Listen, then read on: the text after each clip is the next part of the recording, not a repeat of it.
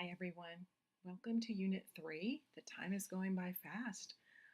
We're already on Unit 3. And for this unit, we're going to be focusing on the topic of digital literacy. So our Unit 2 was information literacy, which is the broad umbrella. Now we're narrowing down a little bit to digital literacy, and we're going to be looking at the questions: what is digital literacy? Why is it important? Who teaches it? And what impact does digital literacy have on education?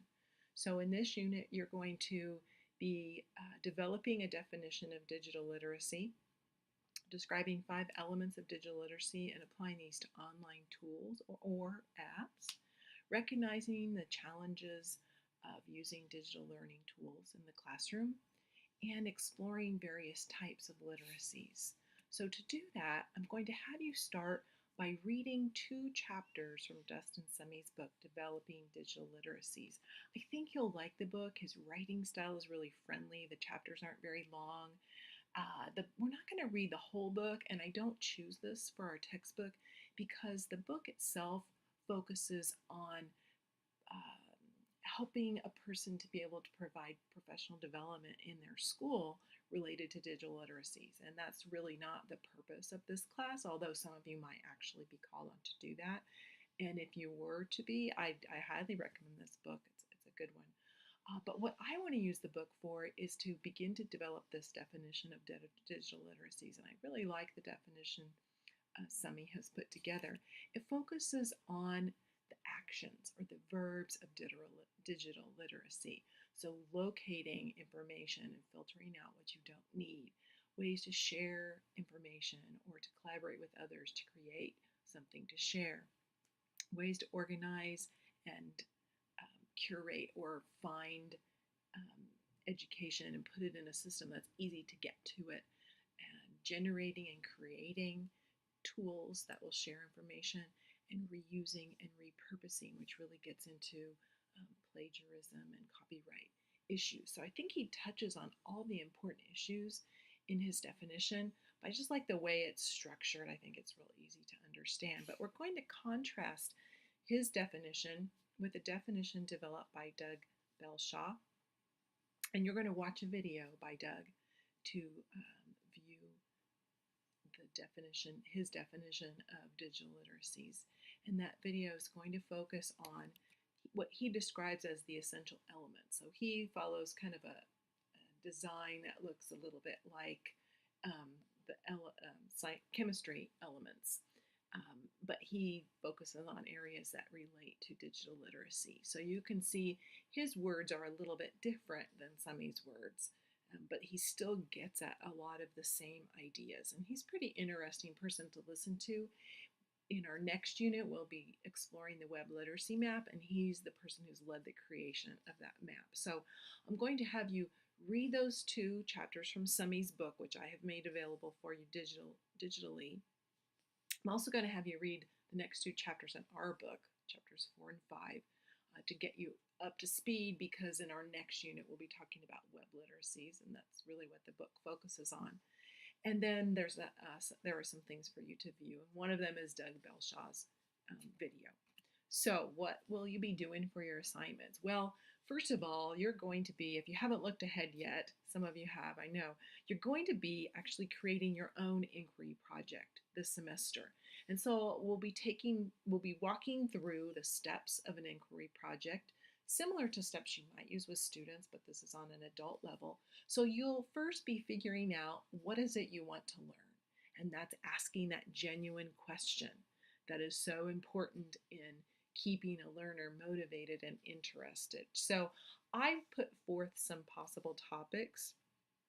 The topics for this project do have to fit kind of under the broad umbrella of information literacy, but there's a lot to work with within that broad umbrella.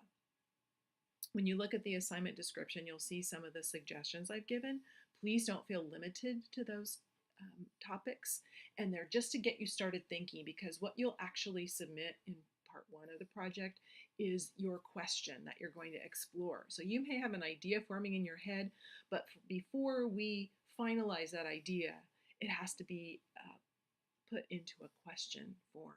And so what I'm going to ask you to do first is to send me your question in an email.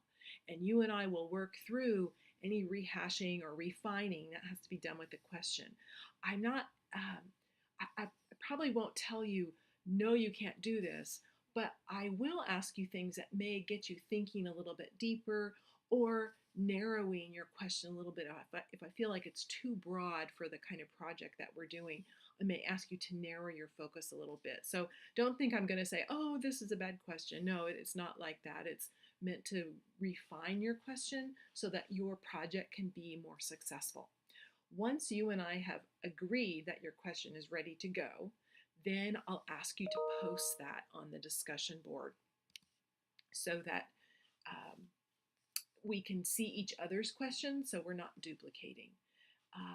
And with that, what you'll actually submit into Canvas for the assignment is your question and then a rationale for your question. Why is this question important? Why is it important to you? Why is it important to education?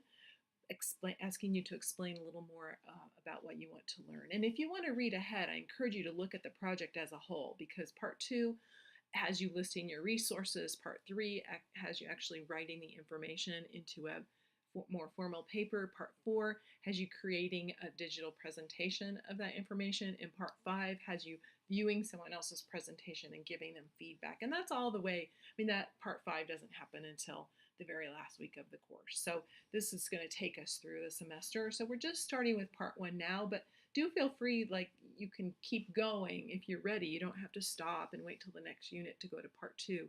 If you're ready to get started, you can work farther on that project. Also in this unit, we'll have our discussion.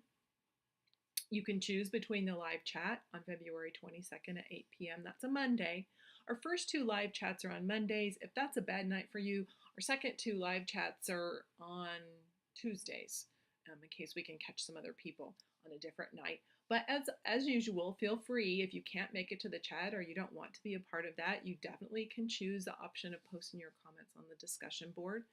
And our topics for the chat are listed here. How is technology changing things in ways that are irrevocable?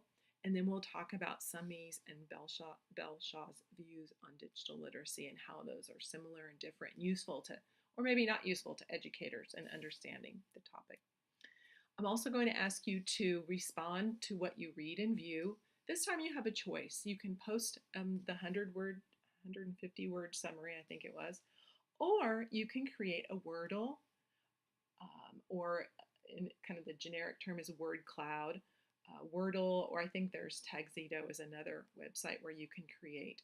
And that will ask you to pull out vocabulary from what you've viewed and what you've read to create a word cloud. And so you'll do one or the other, and then you'll respond to other things that other people post, like with our past responses.